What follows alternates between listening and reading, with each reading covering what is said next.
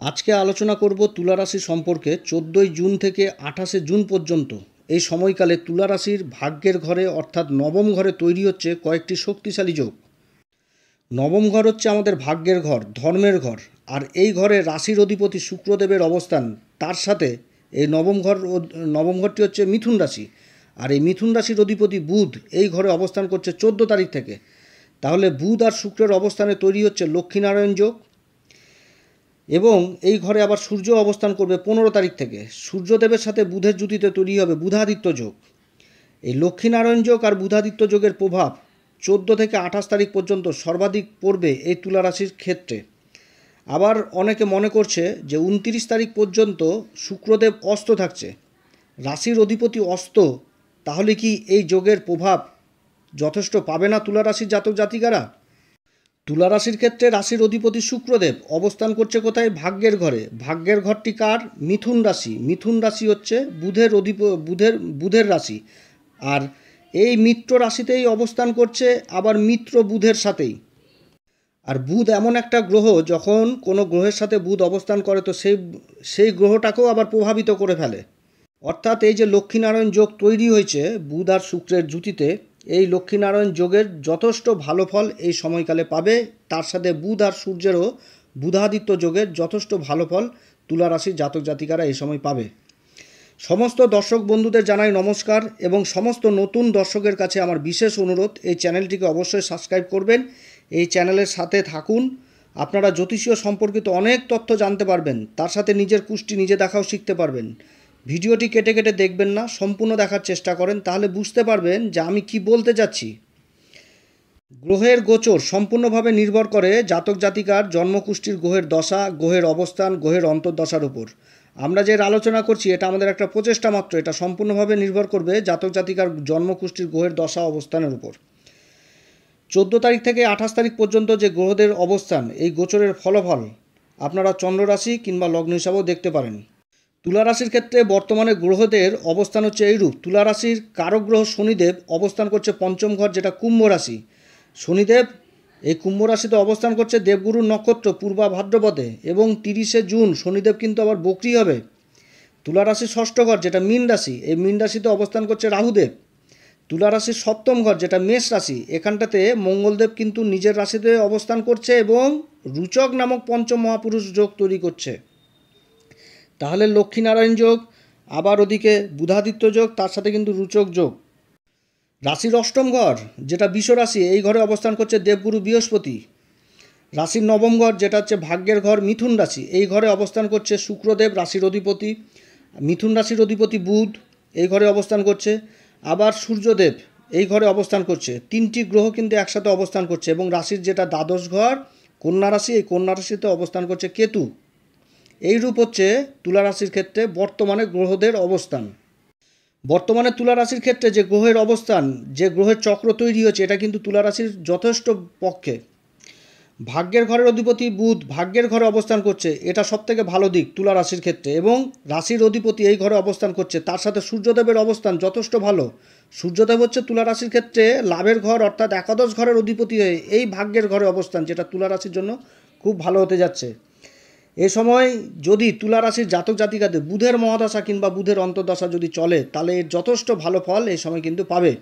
বুধ হচ্ছে ম্যানেজমেন্টের কারক, বাণীর কারক, এবং ভাগ্যের ঘরে অধিপতি হয়ে ভাগ্যের ঘরে অবস্থান। এই সময়কালে ব্যাংকিং সেক্টরের সাথে যারা জড়িত রয়েছেন তাদের প্রমোশন বৃদ্ধি, বেতন বৃদ্ধি, মনের মতন জায়গায় ট্রান্সফারের যোগ রয়েছে। তাছাড়া তুলা রাশির জাতক জাতিকারা যে কর্মে যুক্ত থাকুক, সেই কর্মে যথেষ্ট লাভবান হতে যাচ্ছে এই সময়কালে।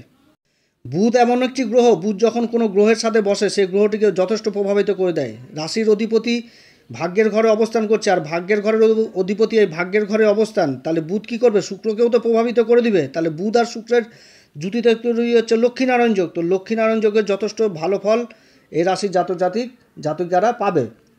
অপরদিকে মঙ্গলও কিন্তু খুব ভালো পজিশনে রয়েছে তুলা রাশির ক্ষেত্রে। তুলা রাশির ক্ষেত্রে মঙ্গল হচ্ছে দ্বিতীয় ঘর, অর্থাৎ ধনসম্পত্তির ঘরের কারক, এবং ব্যবসার ঘর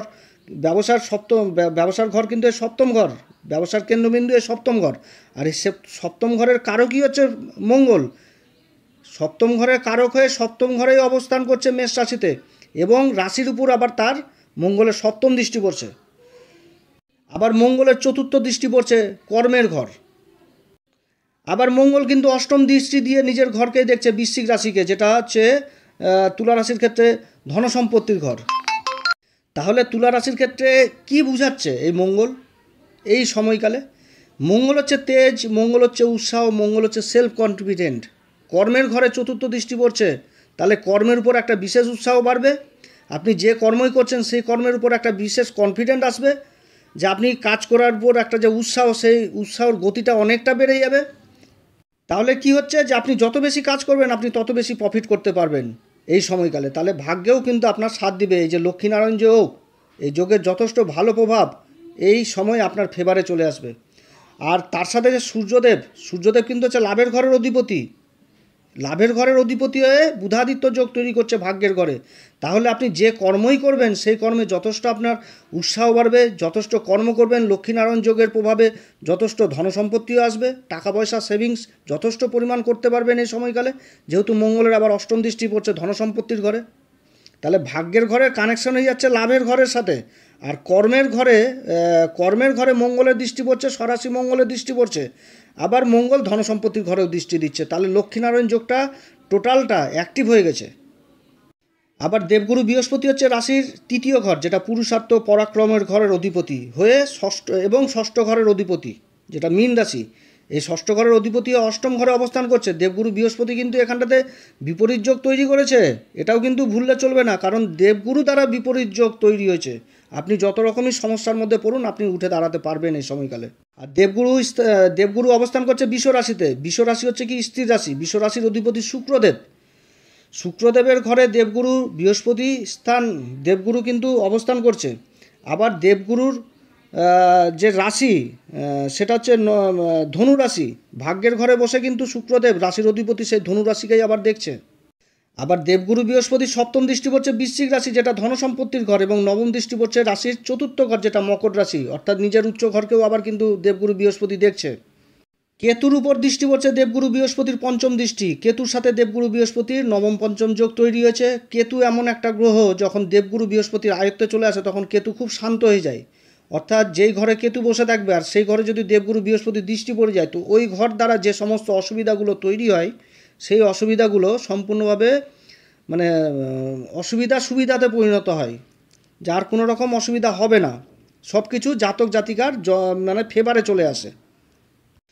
দ্বাদশ ঘর হচ্ছে আমাদের মোক্ষের ঘর, আর এই মোক্ষের ঘরে কেতুর অবস্থান, তারপর আবার দেবগুরু বৃহস্পতির দৃষ্টি। এই সময় বিদেশ সম্পর্কিত কার্যকলাপ যথেষ্ট বৃদ্ধি পাবে, এবং বিদেশ সম্পর্কিত যত কার্যকলাপের যে অসুবিধাগুলো তৈরি হয়েছিল সেই অসুবিধাগুলো দূর হয়ে যাবে। যারা ইম্পোর্ট এক্সপোর্টের ব্যবসার সাথে জড়িত রয়েছেন তাদের জন্য এই সময়কাল যথেষ্ট ভালো। আবার বিদেশে যারা কর্মসূত্রে সেটেল হয়ে গেছেন তাদেরও জন্য ভালো। আবার যারা বিদেশে যাওয়ার চেষ্টা করছেন কর্মসূত্রে, তারাও কিন্তু এ সময় গ্রিন কার্ড, ভিসা এ সমস্ত লাভ করবে। ভাগ্যের ঘরে বুধাদিত্য যোগ এবং লক্ষ্মীনারায়ণ যোগের যথেষ্ট উন্নতি আনবে এই তুলা রাশির ক্ষেত্রে। পঞ্চম ঘর, যেটা হচ্ছে কুম্ভ রাশি, এই ঘরে অবস্থান করছে শনিদেব। বর্তমানে শনিদেব কিন্তু পূর্বা ভাদ্রপদ নক্ষত্র অবস্থান, এবং 30শে জুন শনিদেব কিন্তু বক্রি হচ্ছে। আর এইখানটাতে বসে শনিদেব তার সপ্তম দৃষ্টি দিচ্ছে লাভের ঘর, যেটা সিংহ রাশি। আর সিংহ রাশির অধিপতিকে সূর্যদেব অবস্থান করছে ভাগ্যের ঘরে, এবং ভাগ্যের ঘরের অধিপতি বুধের সাথে তার সাথে আবার শুক্র অবস্থান করে জুতি তৈরি করেছে। শনি হচ্ছে আমাদের ন্যায়ের কারক, কর্মফলদাতা। এই পঞ্চম ঘরের অবস্থান তুলারাশির ক্ষেত্রে, তুলারাশির কিন্তু কারক গ্রহ হচ্ছে শনিদেব, আর পঞ্চম ঘর হচ্ছে এই কুম্ভ রাশি। আর এই ঘরেই কিন্তু পঞ্চম ঘর, যেহেতু এটা কিন্তু মা লক্ষ্মীর ঘর হিসাবে আমাদের কাছে জ্যোতিষশাস্ত্রে এই ঘরটাকে মা লক্ষ্মীর ঘর হিসাবে বলা হয়। আর শনিদেব এই ঘরে অবস্থান করছে। তো শনিদেব তাহলে কী বোঝাতে যাচ্ছে?